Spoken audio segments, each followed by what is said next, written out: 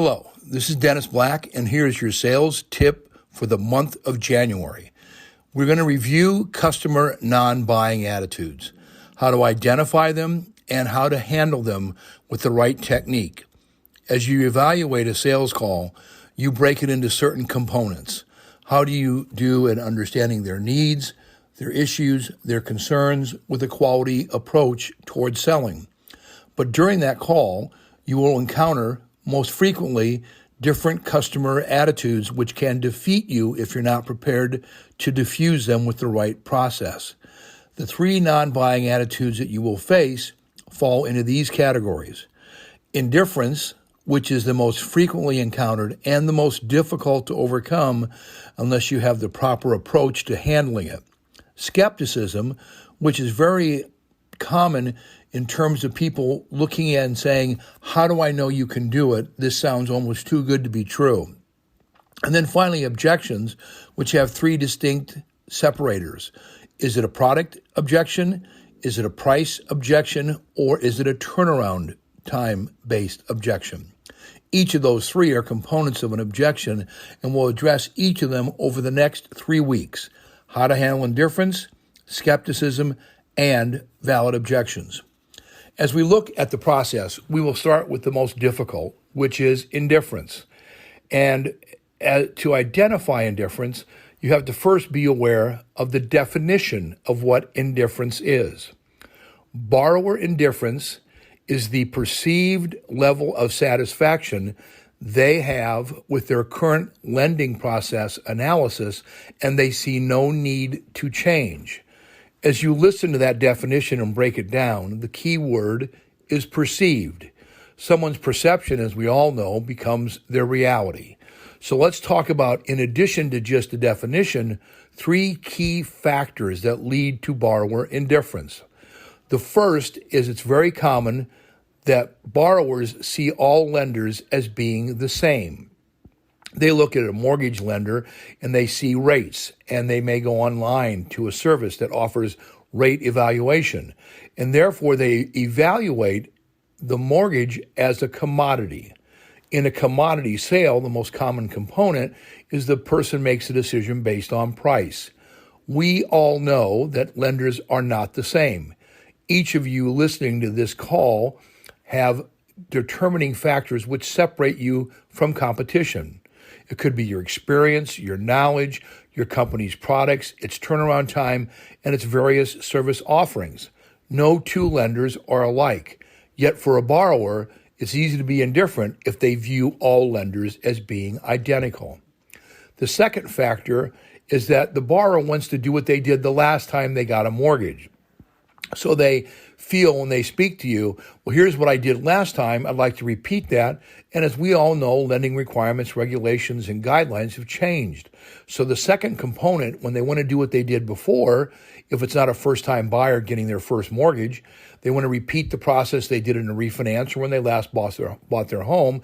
Your job is an educational role to educate them as to the new guidelines, as well as just the new application format itself that changed towards the end of 2020, heading into 2021, Now, the third and final component is that we as lenders breed indifference by telling more than selling during our exchange with the individual borrower. We talk about what we have to offer. We talk about what our company can do. We talk about all various factors that we think may be important without forgetting the basic tenet of true selling. We need to think question first, statement second. Create the need for what we have to offer in the borrower's mind versus sharing with them what we think is important without knowing if it's truly relevant to that individual client. Remember, the key in sales is to uncover or create need, not to tell what you have, but to uncover their issues and concerns, match your capabilities to those concerns to create the true benefit of working with you. Buyers will offer resistance if they don't see a benefit in working with you. And you do that by telling more than selling. So those are all factors that lead to indifference. Now, how do you handle it? All of you listening need to be able to understand what are my strengths and what can I offer to a customer, and identify the top 3 reasons a borrower should work with you. Once you write that list of the top 3 reasons, now you have to create the need for those with what's called a narrow leading question. Getting the client to say yes, they have a need for one of those 3 variables you feel are your strength. Let me give you an example. If you feel that your knowledge and your experience, and you've been in it for 5, 10, 15 years or more, you want to sell that knowledge and experience the right way. So you might ask a question like the following. Mr. Borrower, I imagine before you make your mortgage decision, you'll want to work with a lender who's done hundreds of loans, understands the new complexities and guidelines, and knows how to package a loan to meet the complex needs you may have in your mortgage. Is that correct? You have to finish the question by driving them to a yes or a no answer. Here's another example if your company offers quality technology. Technology would be your second reason. I imagine today with all the changes that we have and we need to upload documents and be able to track things online, it would be important to you as a customer to be able to not only easily upload all requirements that we have for the mortgage, but be able to track your loan throughout the process. Would that be an important factor to you to evaluate before you choose a lender?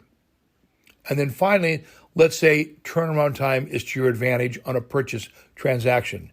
You might say, meeting the contract demands, closing within 30 days as your realtor wrote the purchase agreement is an important component before you pick a lender. Isn't that right?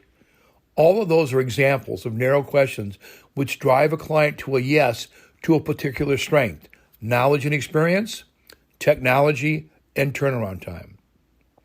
If those questions don't get the client to say yes, you have one last resort: create a reaction.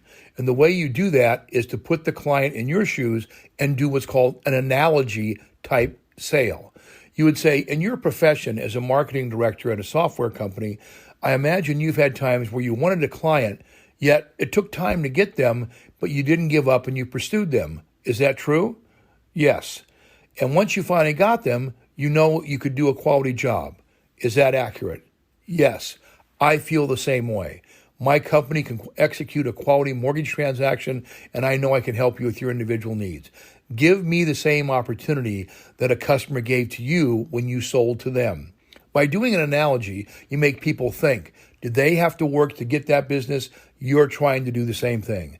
Sometimes that will work to the level that they go, I get it, I understand. Sometimes they'll say, nice try, but good effort. Either way, you can only look at what you've done to win the call when you encounter indifference. It is the most challenging non-buying attitude. And then in next week's conversation, we will address skepticism, when someone has doubt or disbelief about your ability to execute, how to identify it, and how to handle it. By handling non-buying attitudes, you get yourself off to a fast start in 2021, and that's very important for all of you listening to this call. This is Dennis Black. Good luck and good selling.